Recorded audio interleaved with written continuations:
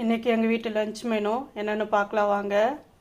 வெள்ளை சாதம், வெண்டைக்காய் தொக்கு.